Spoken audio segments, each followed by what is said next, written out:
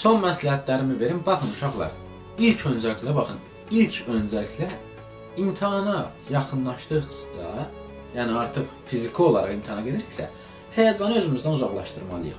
Dediyim kimi, həyəcanı yığışdırın.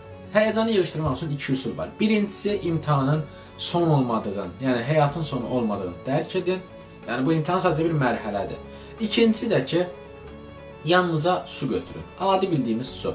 Götürün, həyəcanlandıqca için, həyəcanlandıqca için həyəcanınızı alsın. Bu belə. İkinci olaraq gəldik. Hansı mövzudan başlayaq? Ən yaxşı hansı mövzunu bilirsinizsə o mövzudan başlayın və bir sualın üzərində qətiyyən çox gözləməyin. Gördünüz ki, 2 dəqiqəyə bir sualı həll edə bilmirsiniz, keçin o sualın üzərindən. Çünki hələ 84 sual daha olacaq. Keçin, birinci bildiklərinizi qəşəng şəkildə sakit-sakit yazın. Ondan sonra gözləyin, o bilmədiyiniz suallara vaxt qalsa bilmədiyiniz suallara keçin.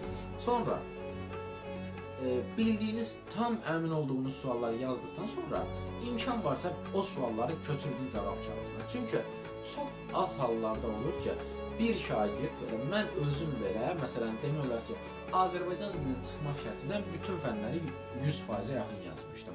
Bir dənə Azərbaycan dilinin 50% yazmışdım, 50 bal gəlmişdi. Qalan bütün fənlər maksimuma yaxın idi.